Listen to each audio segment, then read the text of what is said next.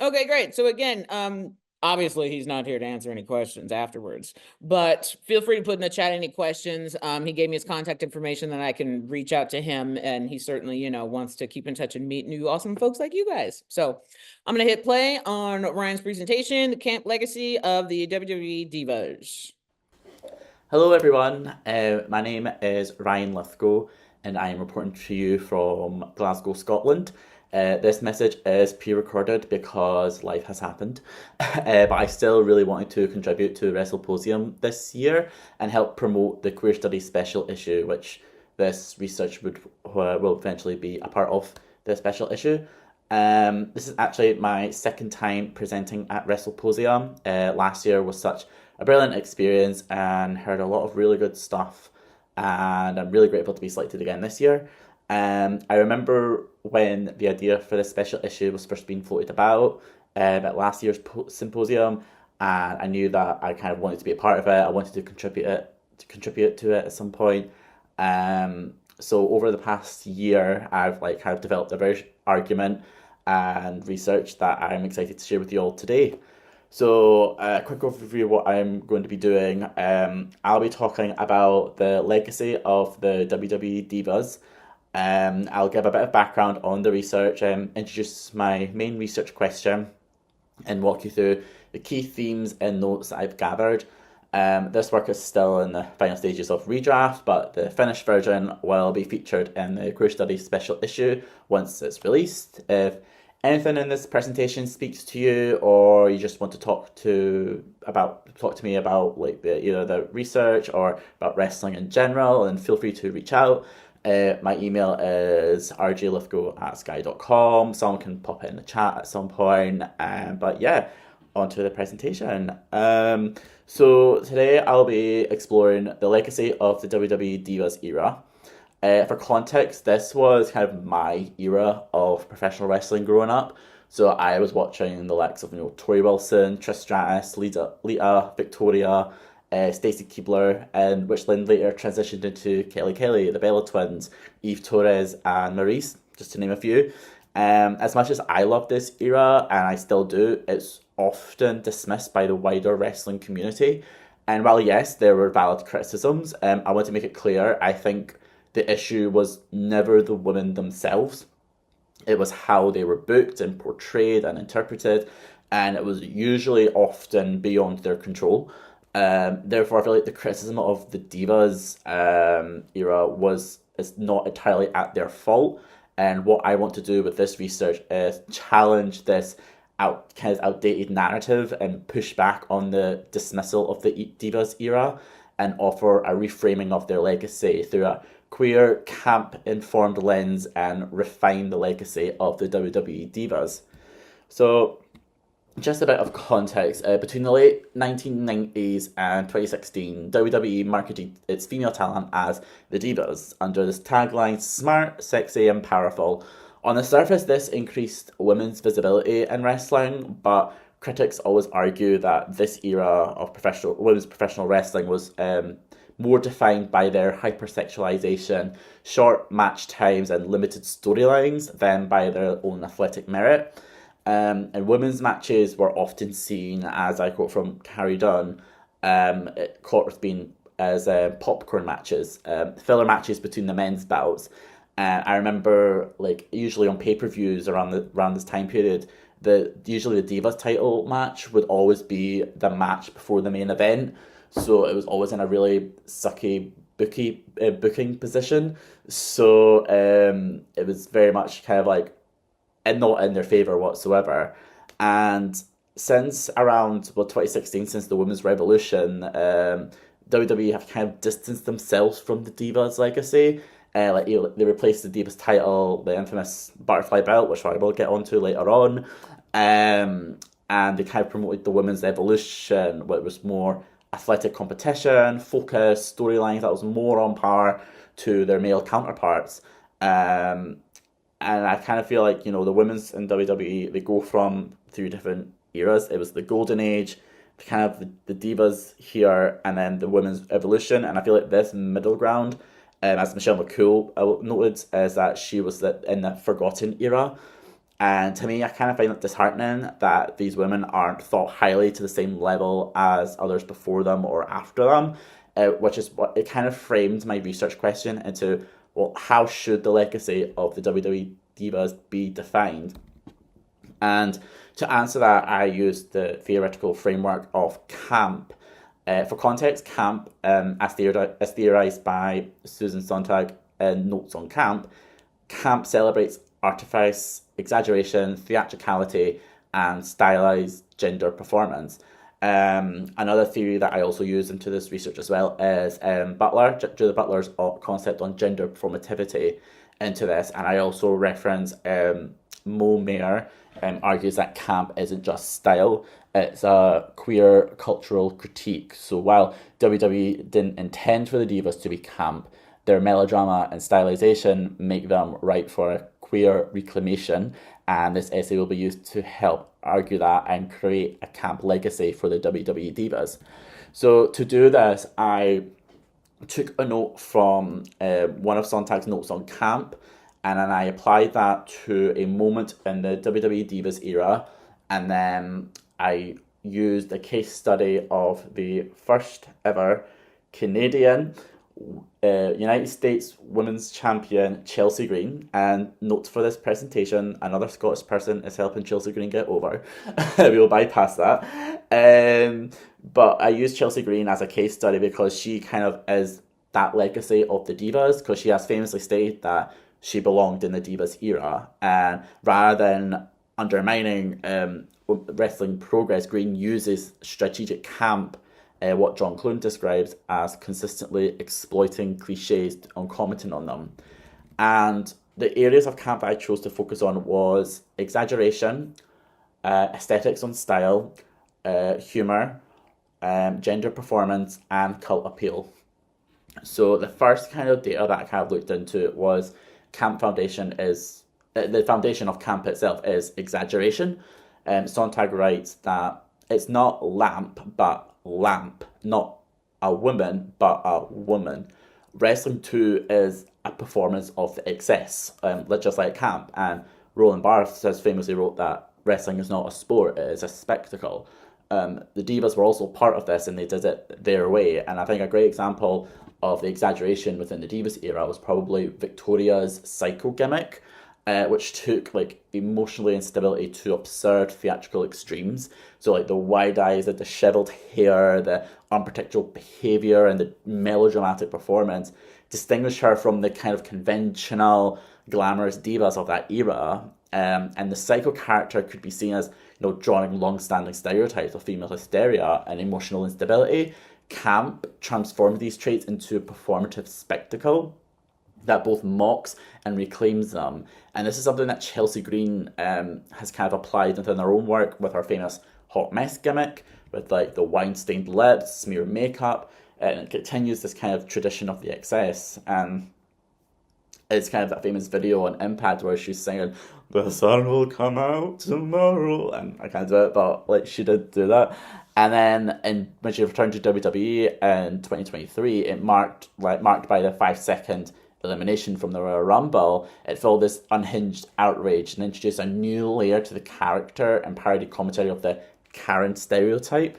So like our hot mess persona pays homage to characters like Victoria while evolving the archetype into something more self-aware and satirical. In doing so, Green not only honours the camp lineage of the Divas era, but also expands its possibilities, pushing the boundaries of how femininity and instability and the spectacle performed is in wrestling. And the next area I'm going to go into would be the aesthetics of styles, because critics are often first to dismiss about the Divas because they always think that they prioritise appearance over in-ring ability. But as Susan Sontag reminds us, in using camp, style is everything. She quotes that camp is a mode of aestheticism, not in terms of beauty, but in terms of degree of artifice and stylization. So take Kelly Kelly, for example, like the pink sparkly two-piece that she usually wears, the Barbie-esque persona were often ridiculed as a superficial or vapid, but through a camp lens, her hyper-femininity becomes something else entirely, a deliberate performance of excess, one that refuses to be taken face value and instead subverts the seriousness expected of authentic wrestling. And to add on to this aesthetic of style, I then bring forward the infamous butterfly belt. Often criticised for its pink glittery design, it can be using camp, it can be reclaimed as a symbol of queer flamboyance, not a flaw, but a celebration of this femininity and all its stylized glory. As Sontag says, like camp relishes rather than judges the exaggeration of style. So the Divas era wasn't striving for realism or athletic credibility in the same way today's women's division might. Instead, it leaned into hyper-stylized, feminized performance that created its own unique wrestling spectacle. And Chelsea has famously said that her big inspiration into wrestling was Kelly Kelly. And she kind of embraced the same hyper-feminine aesthetic in her ring gear. You know, the flamboyant hat, usually the mesh waistcoat train that she wears. All nods to the Divas style. She's even publicly stated that she would love to bring back the Divas Championship butterfly belt back, and making that connection crystal clear. And I may or may not have signed that petition. But Green's description of herself as the girly girl Kelly Kelly wannabe in the ring isn't a dismissal of wrestling's evolution, it's a reclamation of style as substance. Her character work shows that camp, excess, performance, and femininity are all still valid components of the wrestling landscape. And the next era I looked into was camp and humour that were central in the Divas era as well. So Sontag says the whole point of camp is to dethrone the serious. Camp is playful, anti-serious. More precisely, camp involves a new, more complex relation to the serious. One can be serious about the frivolous, frivolous about the serious. And this playful, stylized humour has deep theatrical roots because I come from a theatre background, and one major influence would be commedia dell'arte, which is like a traditional theatrical performance which use exaggerated stock characters and physical comedy and satire, very much like they do in wrestling as well. And the good diva example to use would be Lithgow, Michelle McCool and Layla, who operated as the classic mean girl trope.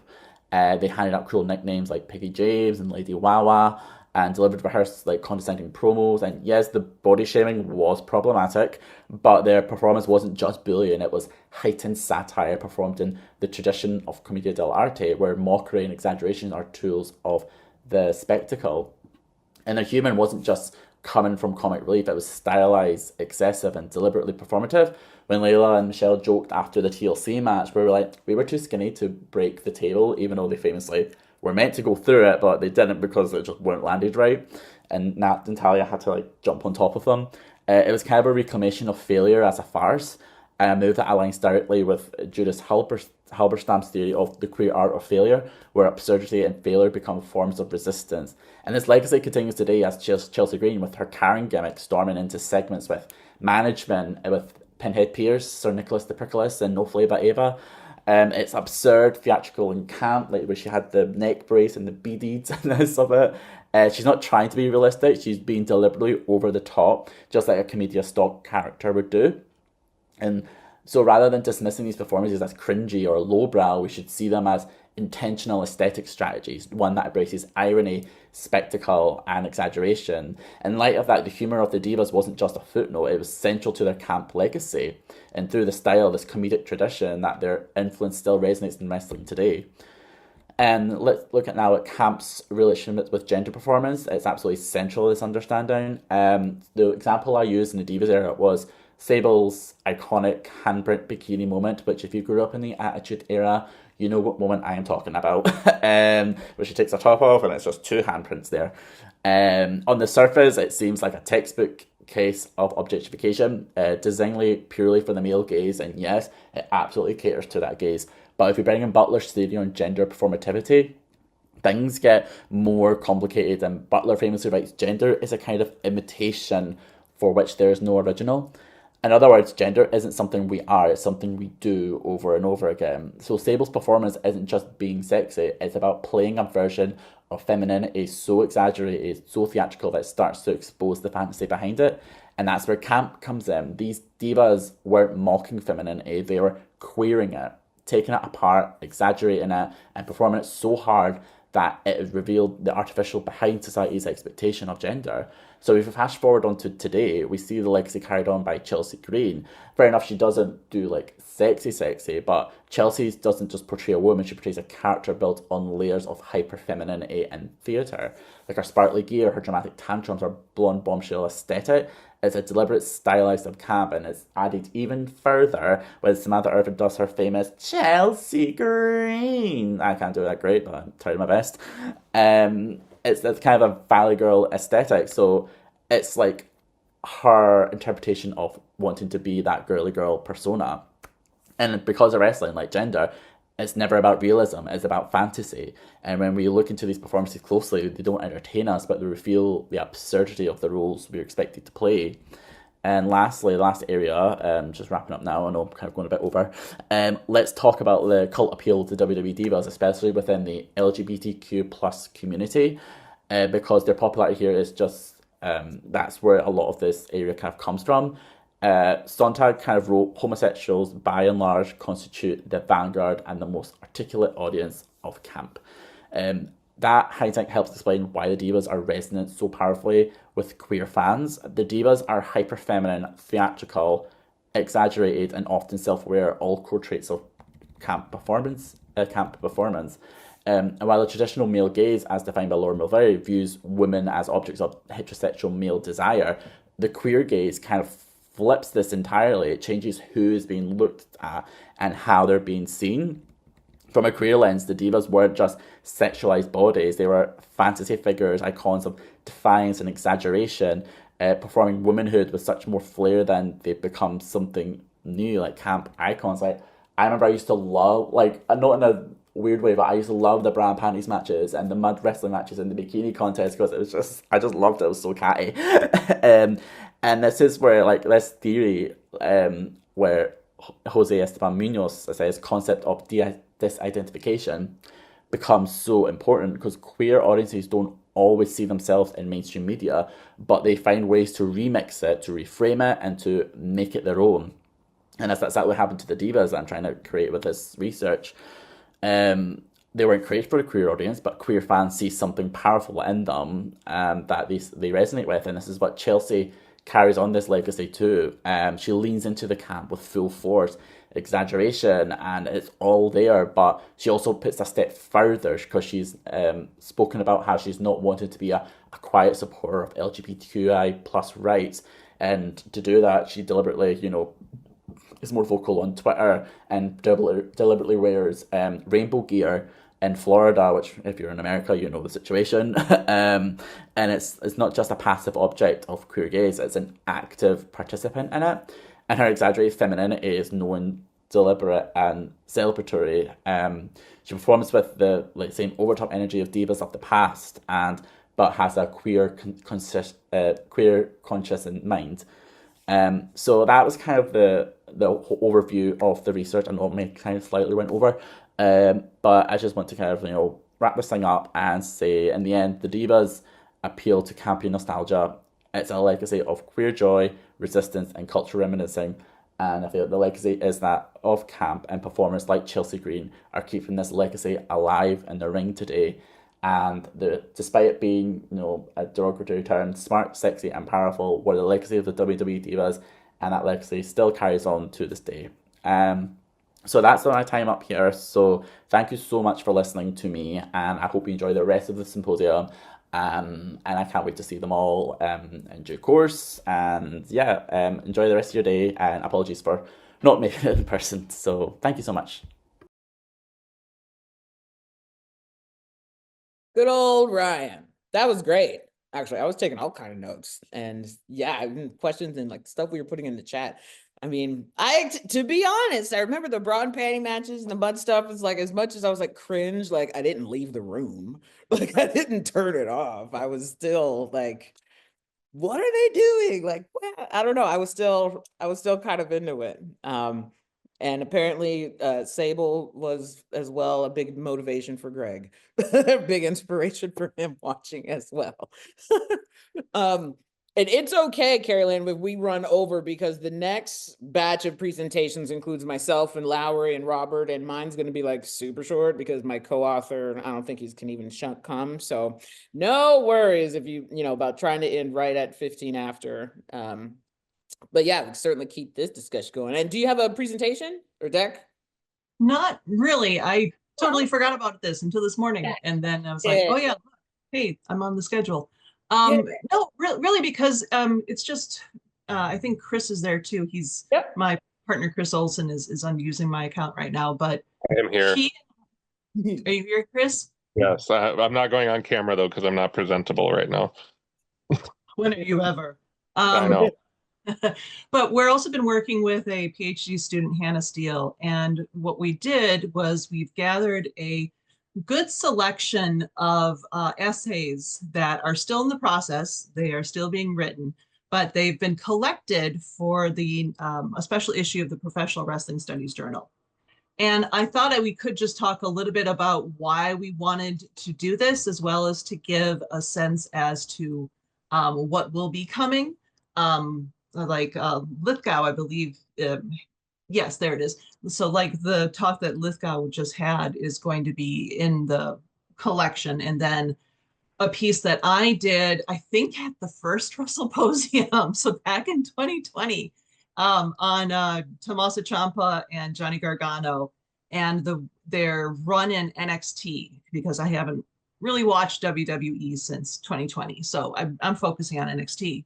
But I'm looking at the ways in which the story that they were telling through their matches was essentially taken then into fan fiction, and the shipping that went on, and how basically the stories in some way from the fans match the stories that were being told, and how they went off on the type of homosexuality that you saw in the NXT matches and turned it into homosexuality. And so that queering of what was also kind of a queer story too. So there's a lot to unpack in what Gargano and Ciampa did in their NXT run. And that's what I'm looking at. And I'm finally going to write it all down and publish it.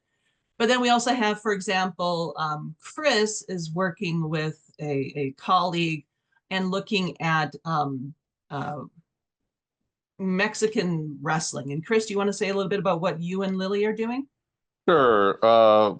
Lily and I noted, like, we had written a piece that appeared in our book on Convergent Wrestling about how Lucha Underground sort of carved out a space for women in this sort of what we tend to think of as a masculine space, even though it is very much a queer space from the start. And so we're building on that by looking at Mexican wrestling overall as kind of an empowering space for women and other marginalized communities such as queer individuals. Specifically, what we're looking at is how these characters are presented in other media. So we're looking at the film, the Cassandro film with Gael Garcia Bernal, which is a biopic about the very famous Exotico Cassandro. And then we're also looking at a documentary called The Woman of Silence, which was about a woman who, if I remember correctly, the way she's framed is like Mexico's first woman serial killer who was also a failed luchadora. And so we're kind of looking into these representations to see how they are portrayed and how they are then sort of reclaiming their power and stuff through wrestling. Yeah, Tanisha, when our friend Lily told us about this serial killer, I think we were at a lunch at a torta place near Oak Park in Illinois, and we were like, okay, well, you and Chris need to write about that now, because that would be perfect for the special issue that we are doing. So we were very happy to have that conversation, and just goes to show that, research can come out of anywhere, even a conversation over some wonderful tortas. So Chris, and it's interesting because we also have another one that's looking at Los Exoticos. Hannah Grace Morrison is interested in that topic as well. So we're going to have good representation of luchadoras and luchadors and exoticos in this work. Yeah, and it actually, come to think of it too, Lily, this idea of WWE buying AAA makes me wonder the extent to which that history of exoticos is going to be erased, especially if they bought the library then too. So that will be something to keep an eye on, I think, for future research to see. Again, we know WWE's relationship with history is not necessarily always objective and factual and authentic. So we definitely have to watch out for something like that. We have people who are looking at Effie, for example. I mean, you can't talk about queer professional wrestling without talking about Effie and a lot of what Effie has done to really push the visibility of queer wrestlers and even break boundaries, I think, with queer wrestlers. So we are really looking forward to seeing that one when it comes out. We have a work that is, oh, that's Chris's. Oh, there's actually is another one looking at Cassandro as well. So we're taking different approaches to a very important figure in Lucha Libre. So I'm glad that we're going to have that conversation going on. There is different ways of looking at the queering of masculinity in professional wrestling. So in thinking about the chicken shit heel presentation we had earlier, someone is looking at Seth Rollins and especially the ways in which Seth Rollins' gear has changed over the years. And then also looking at, you know, the relationship with Becky Lynch and the way that Becky Lynch has been portrayed in WWE as well. So it's interesting that that couple has had some fascinating queering natures coming around how they engage with things. We have, I think this one actually is really interestingly relating to what mine is going to be talking about. So this one is talking about the decentering of heteronormative masculinity in professional wrestling. So I'm glad to see that here, as it will allow me to add on to what they talk about in regards to looking at professional wrestling as this homosocial space. You know, it harkens back to the idea of professional wrestling as a melodrama for men. It's one of these safe spaces for that type of touching, which for me with Gargano and Ciampa, it goes beyond the touching that we think of in terms of, you know, physical contact for combat. With Gargano and Ciampa, it was a lot of hugs and reassuring touching and things like that. It was a lot more of bonding touches that I thought was really interesting. So being able to more thoroughly theorize the space of professional wrestling from a queer lens, I think is very important for us moving forward. We have, so we also have real life. This is of course, the tricky part whenever you talk about professional wrestling, because we do have a paper that is looking at WrestleCon's handling of Rick Steiner's allegations and his comments, his transphobic comments. So it's interesting, of course, because it could, of course, be Steiner's authentic personality coming out. And it could also still be a performance. It could still be a work. So you have these types of considerations that it comes. And there was the issue recently that of celebrity studies that kind of looks at the idea of celebrity when it relates to professional wrestling. And Chris and I had work in there looking at professional wrestlers and the possibility of their engaging in authentic political activism and discussion regarding George Floyd's killing and the Black Lives Matter movement at that point. But again, it can be hard to know at what point is it performance and work and what point is it shoot and authentic and things like that. So it's interesting that we have, you know, not necessarily just to talk about Steiner, but they're also looking at how the fans reacted to all of this. But on top of that level then too is, you know, if the fans are talking about this on Twitter, how much of it is authentic to the fans and how much of it is performative to fit in with the wrestling community that's on Twitter. And I will say, just as a side on that, I'm not on Twitter anymore. I'm just on Blue Sky. And the difference in fan community discussions that I've seen between what I experienced on Twitter and what I experienced on Blue Sky, it does make me wonder how much of the Twitter versus Blue Sky is due to the platform segregation in terms of who is being targeted for both of those audiences. But it's also then how much is it the users of the platform are performing to specific expectations for the platform. So I don't know, that's something interesting to think about. I'm just going to start throwing out research ideas. So anyone who wants to build on these research ideas, please feel free. But this is essentially what we have coming. Hannah Steele herself, or sorry, themselves, is very interested in the Golden Lover story. So of course we're going to be touching upon that. I'm wearing my Toni Storm t-shirt right now because she's my queen. And I think at some point, we definitely need to be looking at Timeless Toni Storm from a queer lens. And I think you could probably write a full book on her at some point, given the performance she's doing. So there's a lot that we can talk about with queer professional wrestling, whether it is looking at the fans' reactions, it's looking at the stories, it's looking at the actual wrestlers. AEW just signed Speedball Mike Bailey, and he was on Hey EW talking about being non-binary and how he's married to Veda Scott, who's non-binary. So you have a lot of this coming out now, and the reaction to all of it. And my other thing I'm going to throw out there just to think about for the future, if we continue to see attacks on trans athletes, if we continue to see attacks on DEI, how might that start impacting professional wrestling as well? And I know since Trump has been in office, I don't remember seeing Nyla Rose on Dynamite or Collision.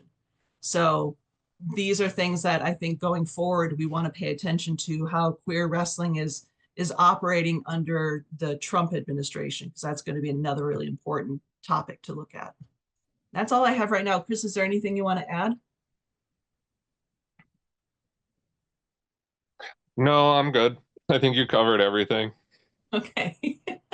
That's such a good point about the Nyla Rose sitch. I mean, like, I haven't been caught up on my DVR too much, but yeah, I don't know if I was like, okay, is she injured or something? But the timing is just too sweet to ignore. Yeah. The implications and the coincidence is like, Well, I remember last year, there was some discussion about how Oklahoma was going to ban trans. Yeah, there it is. What Lily's just saying, trans women can't wrestle in Oklahoma. And I know there was going to be pushback, and I heard that they were, trying to figure that out. But yeah, I don't know where that stands right now. So I think Nyla might be wrestling in ROH. So that's streaming, which has different implications according to FCC than, cable. So yeah, that's something I think we got to look into more. Anthony Bowen, who's, openly gay, did just come back, but that's a different type of situation, especially from how the Trump administration is talking, at least for now. So yeah. Yeah, and the erasure of, those kind of rights, DEI and stuff, it's just how we're seeing, it just feels like they turned up the dial, like happening so much faster, it seems, and your comparison about like Blue Sky and Twitter, and it's like, yeah, like I can't, it's insane, the difference. And I'm still on Twitter, and it's like my go-to, it's just automatic, right, for me, when I'm watching UFC, when I'm watching WrestleMania, like I instinctively open that before, just because I've had 10 years of doing that, right? Of live tweeting something. But when I do go on Blue Sky and I'm seeing the sports community start to, trickle over, and more real journalists are in there too. And so I'm like, okay. So it's getting that momentum. And obviously, yeah, flip of a switch, it's not going to get 10 years worth of, mention and notoriety in terms of like being the sports digital platform for fan engagement. But how the socio-political and cultural things implement, and how that it hits every different experience, the UX experience, like on social media, the ring performance, the stories, the statewide legislation of, you know, of putting even bills like this into possibility is frightening. Yeah. And at the same time, I think one of someone mentioned it, I think it was Lily. Yeah, the Tony Storm Mariah and their sapphic storyline. There doesn't seem to be any trying to rein in of her in those regards, because she's also dropping hints about it in relationship to Chris Statlander. So it is fascinating that that's still happening, but it still, I think, goes back to like what Ryan was just talking about with Camp and the Divas. To what extent is that under Tony Storm's control? And is it the self-agency to exploit herself? Is it okay then? But it's still exploitation. I mean, it's still the idea of appealing to a male gaze that are interested in a sapphic storyline and the lesbian kiss narrative trope and all these things. So it's fascinating. And I guess that's the best thing to say about it right now, is at least it's fascinating. It gives us stuff to talk about and look at. Yeah, no, for sure. I'm just catching up on some of the chats too. I guess, oh, so Nyla was at the Jericho cruise. That already happened? I guess. Yeah, usually in January. Oh, wow. Yeah, damn. I don't know why I thought it was like a spring, summer thing. But okay, I guess she appeared there. I think Joey Janela's is usually the spring break one. Oh, yeah, that's right, because he's totally sunscreen guy. Yeah. Nyla was at the Jericho cruise taking on Thunder Rosa, and they shared a kiss in the middle of the ring during their match. So it was definitely a match that was queered, but also kind of playing for the male gaze, I think. Mm-hmm. A little bit of double dutch between intention there. Seeing Franny, your comment too, very curious how athletic commission rules affect pro wrestling in ways that theater is not subject to. Big. I mean, I'm curious, like, if you did it at a theater and advertised it as theater, like, I mean, there is at least one pro wrestling play that I know of. Like, would the athletic commission come for you? Not that I'm flying to Oklahoma to go become a promoter and try to test this out, but I'm curious what the boundaries of that realistically are. It's very weird. I would assume, yeah, the state athletic commissions, and they probably, I mean, in the research on the paper that we had, that I and a few others did on looking at COVID regulations from a statewide level, like very much so, like promoters down the line, there are so many different boxes that need to be checked, you know, that were from different voices. And yeah, that would be, I mean, what, you're not busy tomorrow? You don't want to just go to Oklahoma and, you know, get some paperwork done? I did come home from WrestleMania weekend, like halfway convinced I could be a promoter and bring wrestling to Klamath Falls, Oregon, but see, you know. yeah, and I'm in Vegas. I could find some spaces. It's 24, absolutely. But I thought the whole idea behind McMahon, you know, coming clean about it being kayfabe was so that they didn't have to be so regulated by these states. Exactly. So why then do we still give credence to them if it's not actually athletics? I just don't understand that part. Yeah, you get to pick and choose when it's real and when it's not. It's Okay. like it's insane. I don't know. What Melina really drops any precursor of this being about ensuring fair competition instead of just being straight up discriminatory, exclusionary. Yeah, pretty much. Which I think, Melina, is something that I would love, not necessarily an academic piece on, but you know, a popular press piece. And given that people are interested in the relationship between Trump and professional wrestling right now, I think that popular press piece would do well too. Yeah, because just the language, the semantics of like, okay, we're saying this is because we want to protect girls. Yeah. But let's keep it real. You are just being straight up exclusionary. And yeah, that's That would be a great popular piece. Yeah. I'm Um, not going to write it, but please, Milena, do. you're like, you can cite me, but I'm not going to I've got write. too much on my plate right now, but please someone do that, because I think also if we can have these conversations and point out hypocrisies among wrestling fans, that I think can be an inroad to do the type of critical teaching that's necessary. Yeah. Just outside of academia and outside of like college and even Yeah. high school, if we can do that type of public education would be very helpful right now. Yeah, because I mean, I don't know what it's like at your schools, but it's like for me, being a professor at so many different places, like there's no applied practice. There's no instruction. They don't care about applied practice. They just like talk about chapter 3. And it's like, I want to talk about chapter 3 about what it looks like outside. Like, I want to talk about what this means if you want to roll up your sleeve and be a practitioner. I mean, I'm not talking about like chemistry or math where it's like, okay, this is that. But the social sciences, these humanities, what we're discussing about human behavior and core values and power and revolution and resistance, that comes from action and in so many different spaces. So let's talk about how that can inform leadership development and youth sports and this and that or whatever. But I don't know why there's just such friction in higher education that cannot stand it.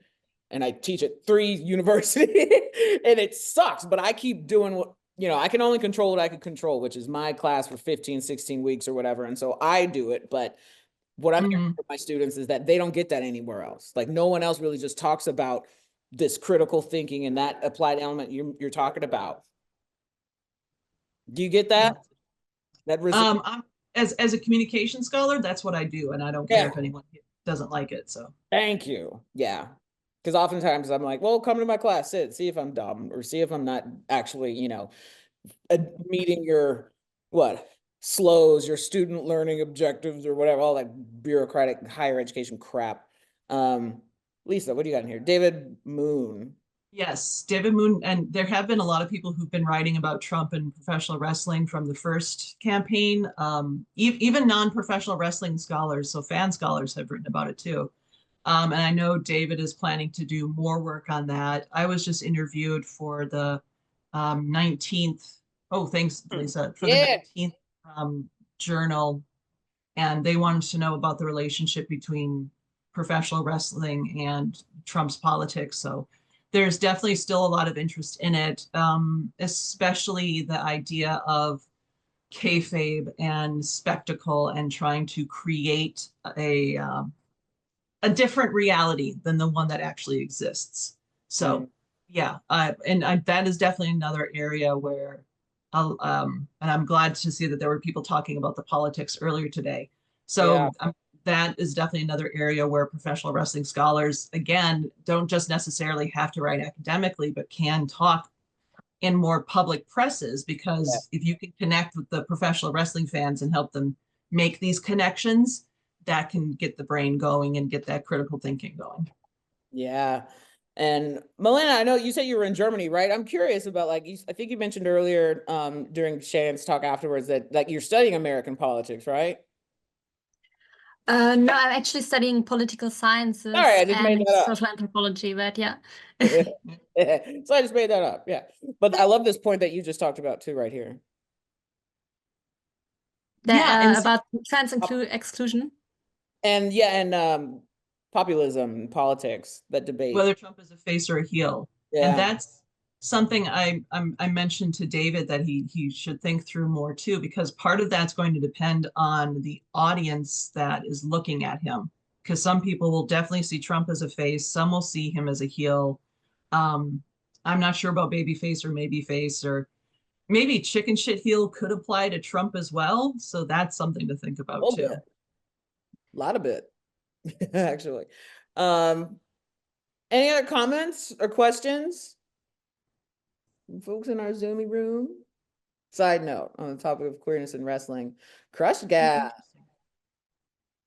I had to mention them. I am a mark who has to push up the people who I love. And everything I hear about the Crush Gals in whenever I watch them, either in kayfabe or in reality, like I think that all their stuff, this is gonna be my hot take. It's better than the Golden Lovers. Uh, Oh, uh, this is from for context, I'm not a New Japan fan. I'm a New Japan truther, which means I'm annoying. Um, but I We're think, ready to fight. yeah, yes. Well, yeah, DDT. Don't yeah. like DDT too. Like, I'm more of a Joshi fan than specifically the 80s and 90s. So I love watching Gaia and All Japan Women. All Japan Women's might be top three promotions of all time. Where was I going with this? Again, this is the same problem as Coco Beware and Mil Mascaras. You can get me on them. Oh yeah, Crush Gals, you had to get it in. but the point is they're very queer, and I think a lot of we have a lot of talk of like something like the Golden Lovers, which yes does have queer undertones. I think we could spend a lot more time looking at Crush Gals because they're two of the greatest wrestlers of all time for first and foremost, and hella queer. I love it. I love your passion behind that and how quick Franny was like getting the Vaseline and the brass knuckles. Yeah. I mean, um, I look, this is, I know I'm in an academics setting and I don't know any of you, but if I was talking to one of my friends, like I would be swinging. I have gone swinging at some of my friends. Like, um, I love it. That's the passion. That's what I love about wrestling and all of these aspects. You know, you can find queerness in wrestling in very many places. It's sort oh, of, yeah, I'm just reading your it comment. finding queerness in wrestling has got to be the easiest thing in the world. Hmm. Um, Yeah. so I don't mean to take over this. No, no, no. Yeah, we're But starting to wrap this I part mean, up. as a backup slide for my presentation later, I have a pretty good meme about this subject. So maybe I'll move it Yeah, up and we can add it awesome. in. love it. Good tease. Um, Tease for what we got coming up later. Don't leave, I'm on the last panel. No, yeah. Stay one tuned. one other specific one other specific queer thing is Sonya Deville versus Mandy Rose. Mm, Oh, If yeah. there's mm, an informal term that if you watch those empty arena matches, it's very, and also if you watch the whole feud, it's just very gay. Um, mm, it's it's a very, well, obviously Sonya Deville, I believe, is a gay in real life. Hmm. Yeah. Um, it's it's a very fascinating feud. I'll leave it at that.